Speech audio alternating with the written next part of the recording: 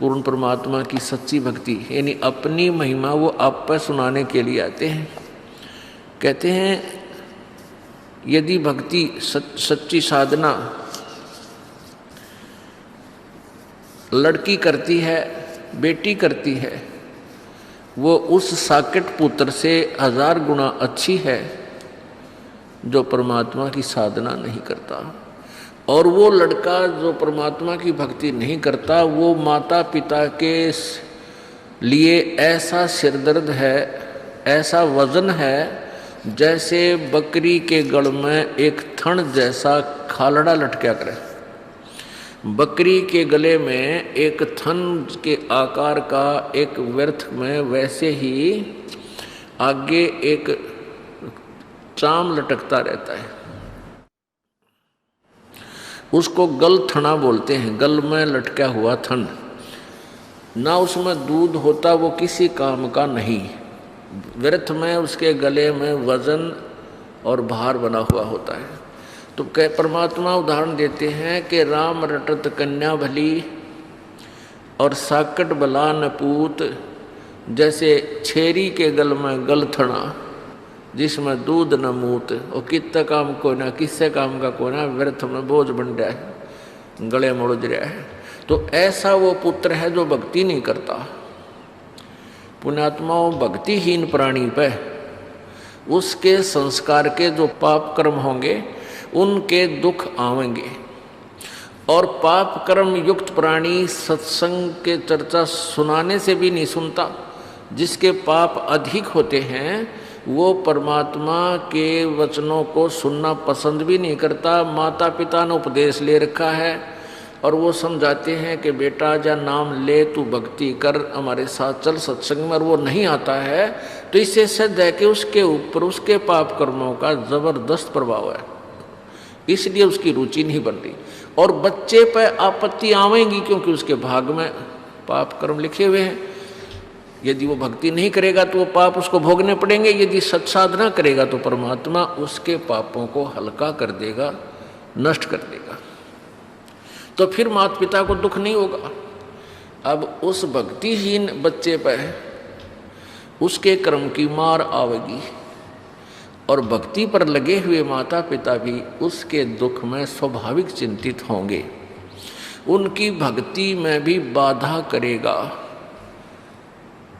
और वो बेटी जो परमात्मा की भक्ति कर रही है उसके भी प्रारब्ध में आने वाले समय में कोई ऐसा कर्म दुख आएगा तो परमात्मा नहीं आने देगा, क्योंकि ये पाप नाशक भगवान है कबीर परमात्मा।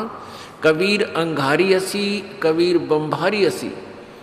कबीर अंगारी माने पापों का नाश करने वाला, पापों का शत्रु, पाप विनाशक। और बम्भारी माने बंधनों से छुटराने वाला, बंदी छोड़ है। तो वो उस बेटी के उस प्रारब्ध के उस कठिन कर्म को, उस पाप कर्म को नष्ट कर देगा। इसलिए वह बेटी सुखी रहेगी। और बेटी सुखी रहेगी तो माता पिता भी सुखी रहेंगे, उनकी आत्मा भी परमात्मा में दृढ़ रहेगी। यदि बेटी भक्ति पर नहीं लगी है, उसके ऊपर आपत्तियाँ आती हैं तो माता पिता को पता लगता है, तो उनकी नींद हराम हो जाती है, भोजन नहीं कर सकते वो उस दिन।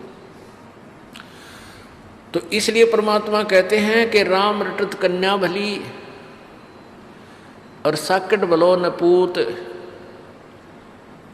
जैसे छेरी के गल में गल थना जिसमें दूध न मूत।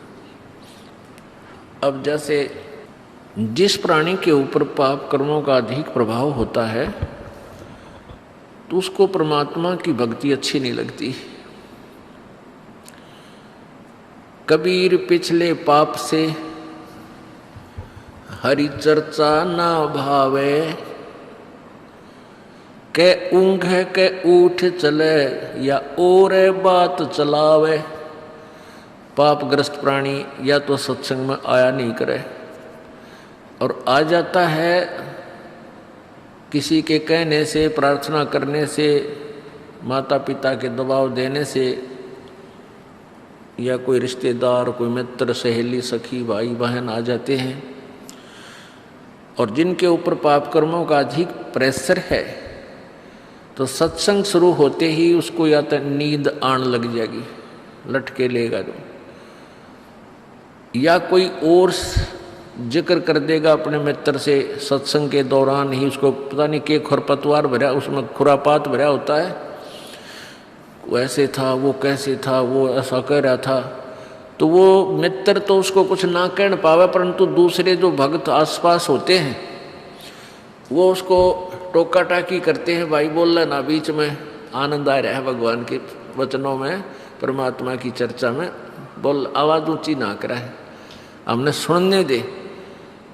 तो फिर वो क्या करता है, उठ के चल पड़ता है, चला जाता है, वो बैठ नहीं सकता।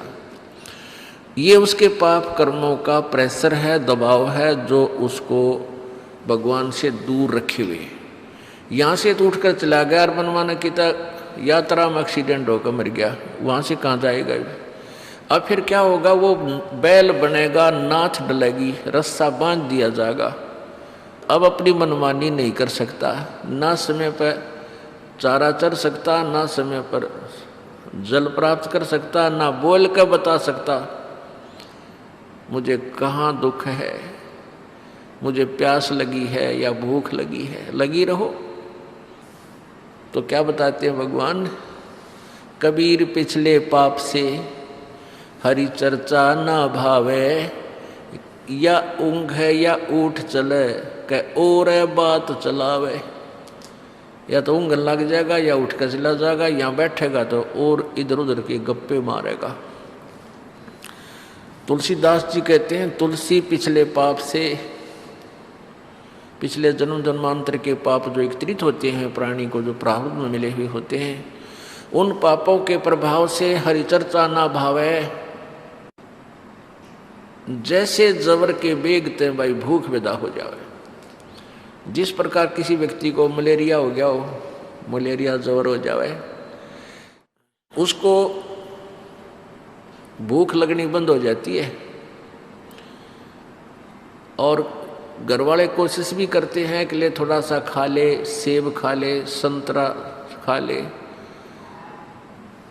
रोटी खा ले, तो वो खाना खाने की चेष्टा भी करता है, तो उसको वो वस्तु सेब भी कड़वी नजर लगती है, महसूस होती है, वो नहीं खा पाता, छोड़ देता है। अपने आत्माओं ने तो सेब कड़वी, ना प्रतिदिन आहार करने वाली वह रोटी कड़वी, ना काजू किस्मत ये मनुखा दाग कड़वी, लेकिन उस बुखार ने, उस जबर ने उस व्यक्ति के शरीर की व्यवस्था को इतना खराब कर दिया, बिगाड़ दिया कि उसको मीठी वस्तु भी कड़वी लग रही है, कौड़ी लग रही है। ऐसे ही जिस व्यक्ति के पाप गणे बढ़ जाते हैं, उनको राम नाम की मनुखा दाख भी कड़वी लगती है। अब इसका समाधान क्या है?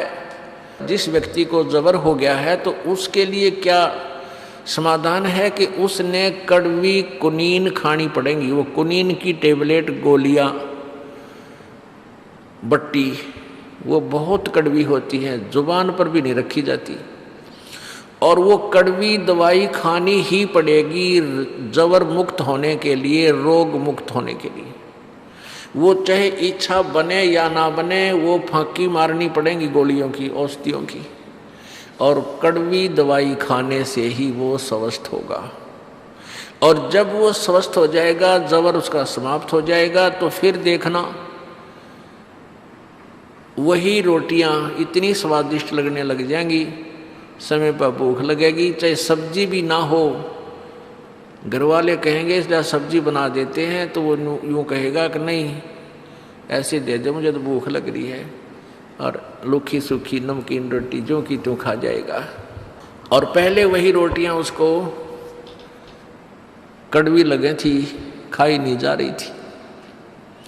तो पुण्यात्माओं, प्रथम बार जो प्राणी सत्संग में आवेगा, किसी के कहने सुनने थे, तो उसको ये परमात्मा की मनुखा दाग, परमात्मा के वचन अच्छे नहीं लगे। कारण क्या है कि प्रथम तो उसने पिछला जो वो अज्ञान सुन रखा होता है, उस अज्ञान के कारण ये वचन वैसे ही अच्छे नहीं लगते, क्योंकि ये तत्वज्ञान है, वो लोकवेद था। तो उस लोक वेद पर हम आधारित हो रहे थे। लोक वेद होता सुना सुनाया ज्ञान, अक्षेत्रीय ज्ञान, वो हमने पहले सुन रखा था तो वो आगे अड़ जाता है। उसका भी समाधान यही है कि जैसे किसी पात्र में खारा पानी डाल रखा हो, या तो उसने सारे नबार गिर दे फिर ताज़ा बढ़िया ठोक भराए। दूसरा तरीका ये है कि उसमें वो मीठे पानी की टूटी चालू कर दे, वो खारा अपने आप निकल गए और बढ़िया रह जाएगा। तो ये सत्संग सुनने से आपके अंदर जो पहले वाला ज्ञान, वो खारा पानी भर रखा था जल, वो अपने आप निकल जाएगा, समाप्त हो जाएगा, और परमात्मा का जो तत्व ज्ञान आपके हृदय में समा जाएगा, शेष रह जाएगा। तो पुण्यात्माओं, परमात्मा आकर के हमें यही बताया करते थे कि जैसे तुलसीदास जी की वाणी है, तुलसी पिछले पाप ते हरि चर्चा ना भावै, और जैसे जबर के बेगते